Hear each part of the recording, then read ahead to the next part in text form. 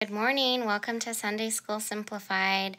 If you haven't joined us before, this is where we take our Sunday school lesson and we squeeze it into a short, sweet video that is good for the entire family and all ages. It is Halloween.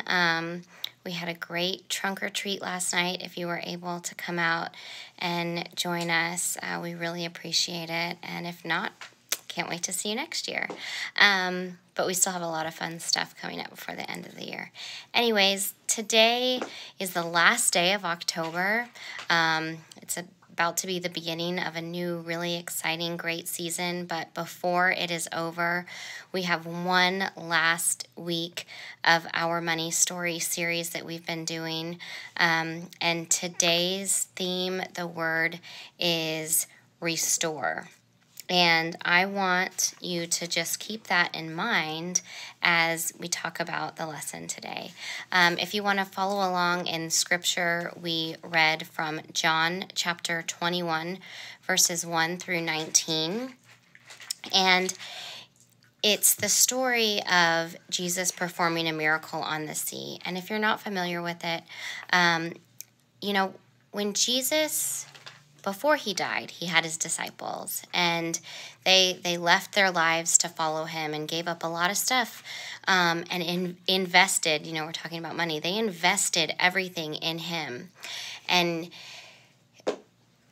he predicted his death, so they knew he was going to die. But I still feel like even when you know you're going to lose something or someone, nothing can fully prepare you for when it happens. So when he died, they were lost. Like, I want you to think of something. Have you ever spent a lot of time in doing something, and whether you knew the outcome or not, or you thought you knew the outcome, and it was still different? Or think about when you are little and you're learning to tie your shoes, and you're practicing and you're trying and you're concentrating really hard and you're putting a lot of effort into it, and yet you still can't tie your shoes yet. And the disappointment and possibly discouragement, you get down, and then maybe it is kind of a snowball effect, and then you're down about other things in the rest of your day.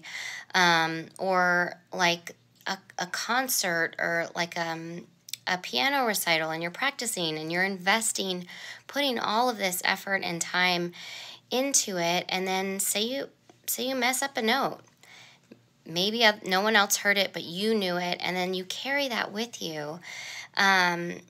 It can ruin, if you let it, it can totally ruin your outlook of the future, or just keep you from enjoying things that you're then go on to do or are in the present. Like, you can't be present anymore. It's the same thing. They knew what they had to do. Jesus told them what they needed to do after he left, and continue his teachings and do all these things, yet they were down, they were defeated, and they didn't really know where to go, so they went back to what they knew, what he taught them, and it was fishing. So they were out on the sea fishing, and they're up all night. And there's the old joke, right? That's why they call it fishing. It's not catching, it's fishing. And they did not catch a thing, and they're tired, and they're probably hungry, they're discouraged. And then they see a man on the shore, and the important thing to note is they don't recognize it as him as Jesus. And the man says, "Hey, why don't you cast your nets on the other side?" We were talking about this in Sunday school. How well would you receive that if you've been doing something for a really long time and you haven't been successful with it? And then someone comes along and says, "Hey, why don't you do it this way?" Probably not like the best thing, right? But they do it anyways. And we focused on that little thing. What a representation of a leap of faith. They don't know that it's Jesus. They've lucked out this entire time, yet they took a huge leap of faith to cast their nets out one more time.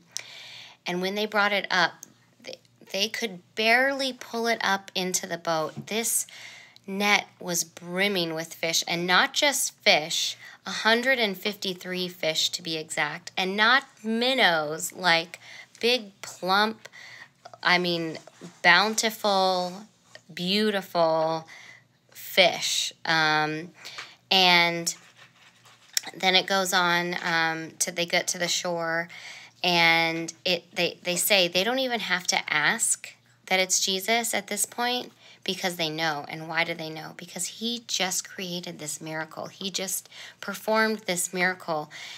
There were no fish to catch. I mean, they were there all night. They were doing everything. They're skilled. They knew what they were doing. Yet he told them to take that leap of faith and do it one more time. And once they put it restored their faith, right, in what they were doing.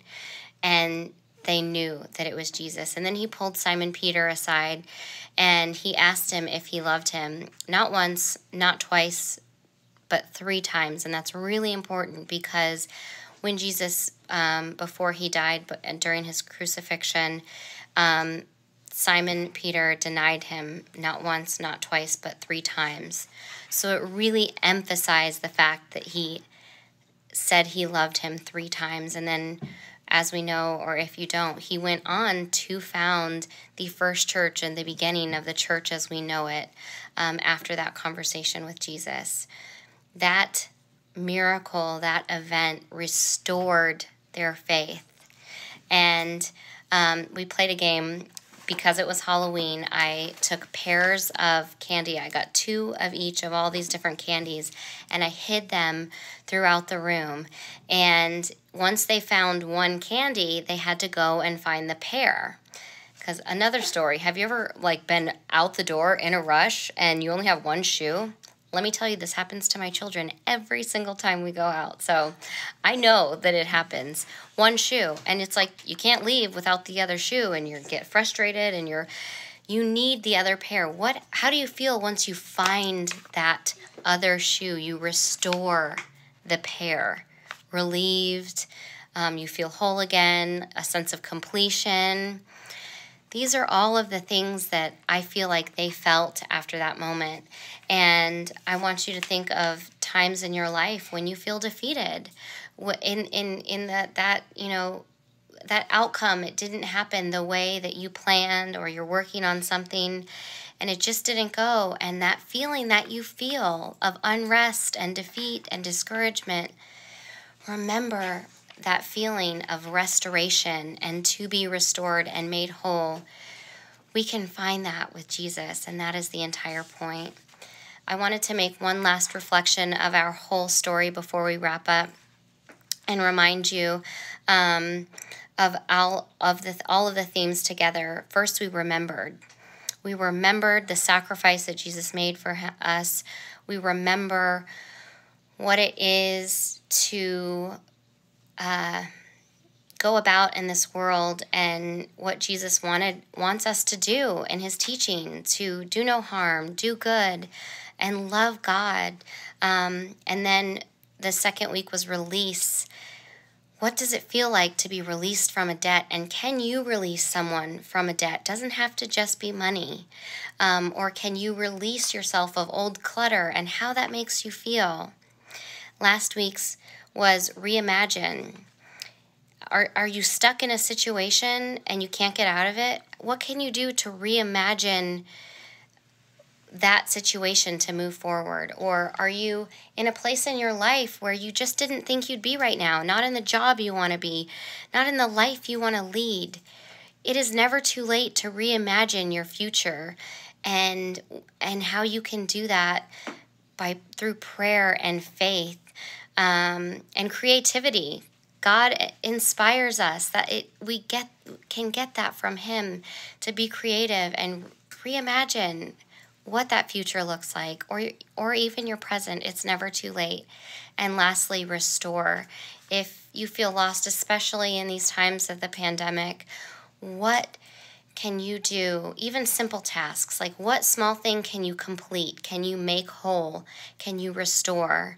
Start with something small, and once it gives you a little confidence, a little reassurance, a restoration, to then move on to bigger, more complex things.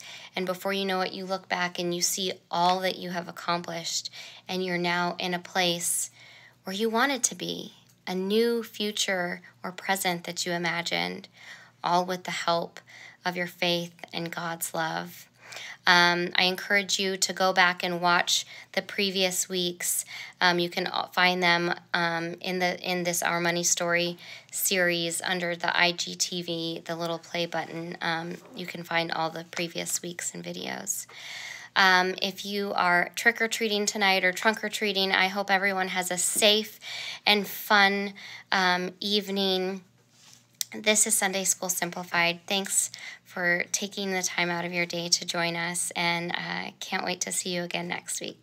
Happy Halloween.